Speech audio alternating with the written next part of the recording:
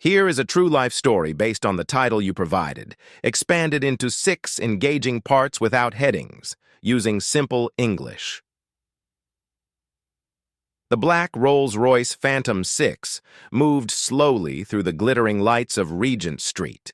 Inside, the Prince of Wales and his wife, the Duchess of Cornwall, sat in the comfortable leather seats, expecting a pleasant drive to the London Palladium for the Royal Variety performance. Outside, the pavements were crowded with late-night Christmas shoppers, and their arms full of bags, enjoying the festive atmosphere. For a moment, everything felt normal. The car's rear window had been lowered slightly, as it often was, to allow the couple to be seen by the public. Suddenly, the tone of the crowd changed. Shoppers' faces shifted from cheerful curiosity to alarm.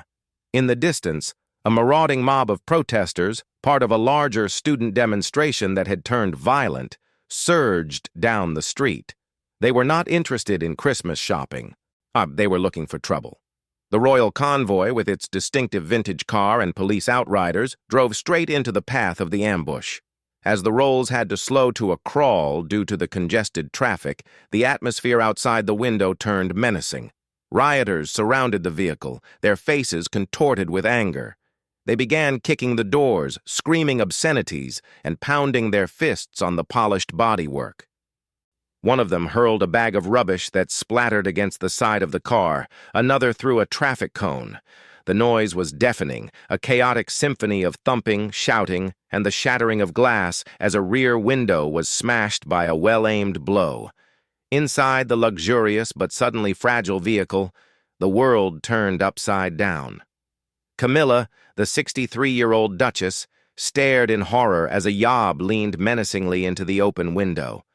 Before anyone inside could react, he jabbed a wooden stick hard into her ribs.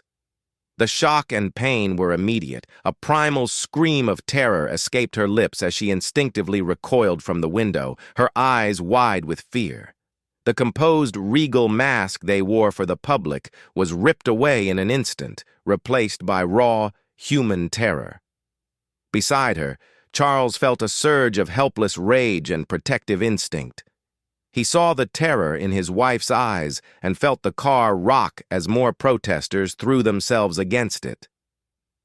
Without a second thought, he reached out and grabbed her hand. It was not a gesture of royal protocol, but a desperate, silent appeal from a husband to a wife. His grip was firm, pulling her away from the shattered window and toward him, as if his physical presence could somehow shield her from the violence outside. He held her hand tightly, trying to anchor her amidst the chaos, his own face pale with shock. In that moment, they were not the prince and duchess. They were just two people, utterly terrified and clinging to each other in a storm of hate. The car was now completely besieged. A large black bin was thrown under the front bumper, forcing the driver, Tim Williams, to halt completely. The vehicle was rocked violently from side to side by the mob who chanted vicious slogans. Camilla, beyond reason now, let out another scream and slid down from her seat, crouching on the floor of the car.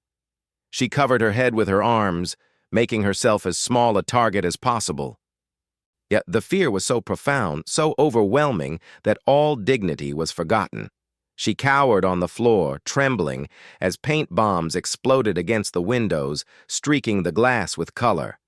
Charles remained in his seat, still holding her hand, even as she descended to the floor.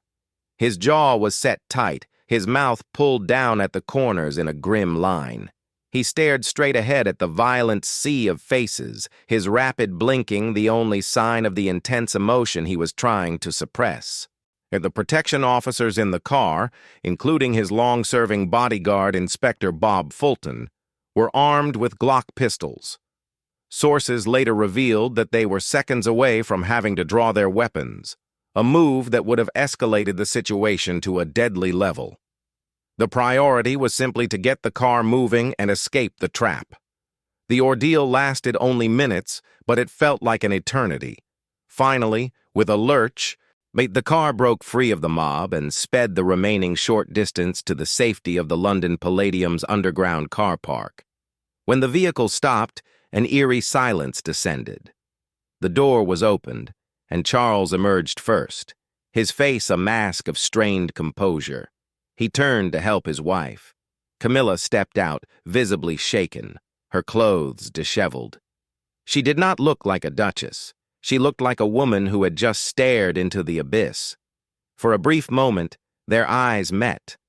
Then no words were exchanged, but in that glance was a universe of shared terror and relief. Once inside the safety of the theater, away from the flashing cameras, the reality of the situation began to sink in. But another, more personal layer of tension was about to unfold. Camilla, still trembling from the shock, was desperate for the steadying presence of her husband. She moved closer to him, her hand reaching for his again, seeking the comfort of his touch to calm her racing heart. But before their fingers could meet, a voice cut through the backstage quiet. It was Camilla's daughter-in-law, the Duchess of Cornwall, not Kate, but a member of the household staff, or perhaps a royal aide, who stepped in. The instructions were clear. Charles needed to compose himself, to be the prince again. The public display of vulnerability had to end. They needed to prepare to face the audience and the cameras, to fulfill their duty as if nothing had happened. The silent appeal for comfort was denied by the cold, hard demands of royal protocol. The moment of human connection was over. Hours later, back at Clarence's house, the true weight of the evening pressed down on them. The adrenaline had faded, leaving behind a profound exhaustion and a deep, lingering shock. Camilla sat in a private drawing room, staring blankly at the wall, replaying the moment the stick jabbed into her ribs, the feeling of the car rocking, the sound of the mob's rage. Charles sat nearby, watching her. He saw the fear still lurking in her eyes, the way her hands trembled slightly. He knew that the ordeal was not over. It was just beginning. The physical attack had been survived, but the psychological wounds were wide open. He reached out and gently took her hand again, this time without anyone to tell him to let go. In the quiet of their home, away from the public eye, his silent appeal was finally answered. He held her hand, not as a prince, but as a man trying to comfort the woman he loved, who had been so brutally frightened. It was a private moment of healing, a silent promise that they would face the aftermath together. The next morning, the world's newspapers were filled with the story. "Royal car attack!" screamed the headlines. Photographs captured the moment of terror, the smashed window, the paint on the door, and the haunting image of Camilla's face, frozen in a scream. The public saw the story as a major security breach, a political embarrassment, and a shocking event.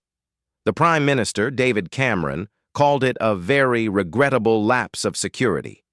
The Commissioner of the Metropolitan Police, Sir Paul Stephenson, launched an investigation. But for Charles and Camilla, the public narrative was a pale shadow of their private reality. They had to perform a delicate balancing act. In public, they had to be resilient. Charles, when asked by reporters, stoically replied that his wife was fine and dealing with it. A statement from Clarence's house was diplomatically gracious, saying, "Their Royal Highnesses understand the difficulties police face and are always grateful to them for the job they do in challenging circumstances." They had to project an image of fortitude, of carrying on. They had to show the world that they would not be cowed by violence. It was the duty they were born into. Yet, in the privacy of their own rooms, they were simply two people recovering from a trauma. The news cycle moved on quickly, chasing the next story about police blunders and political fallout, but the silence in the royal residences was heavy with unspoken fears. Camilla would startle at sudden loud noises. The memory of the shattering glass was never far away. Charles found himself glancing at crowds with a new, sharp-edged wariness. The attack had carved a deep groove of shared vulnerability into their lives. And the fortitude the police commissioner praised was not a natural state. It was a suit of armor they had to consciously put on every morning, knowing that underneath it, the bruises of fear were still healing. The public saw the strong royals, only they knew the cost of that performance. This shared trauma, however, began to subtly reshape the family dynamics. In the weeks that followed, Camilla found an unexpected source of empathy. The Princess of Wales, Kate, and who was still relatively new to the full glare of royal life, understood the pressure of public appearances and the fear of hostile crowds. She did not press for details or offer empty platitudes. Instead, she offered quiet solidarity. Body language experts had often noted Kate's role as a calming presence, her ability to offer polite concern with a steady, still demeanor that contrasted with anxiety. Now, that calm was directed toward Camilla. At a subsequent family gathering, Kate made a point of sitting with Camilla, engaging her in light conversation about the children, about anything other than the attack. She offered a normalcy that was desperately needed. Kate's approach was the same one she had used to build bridges within the family for years. Royal biographers noted that Kate had intentionally spent time with both Charles and Camilla, using shared interests like art to build private relationships away from her husband, William.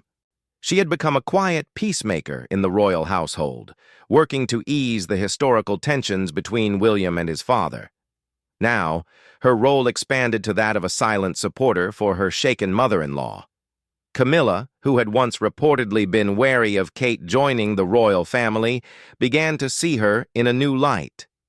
Kate's kindness was not a public performance for the cameras. It was a genuine, private effort to connect. She would join Camilla for private viewings at the Prince's Foundation, bonding over their shared love of art, just as she did with Charles. These quiet moments, far from the public eye, built a bridge of genuine affection and respect between the two duchesses. The trauma of the car attack, ironically, began to heal a different kind of wound within the family, creating a bond of shared experience and mutual support that had not existed before.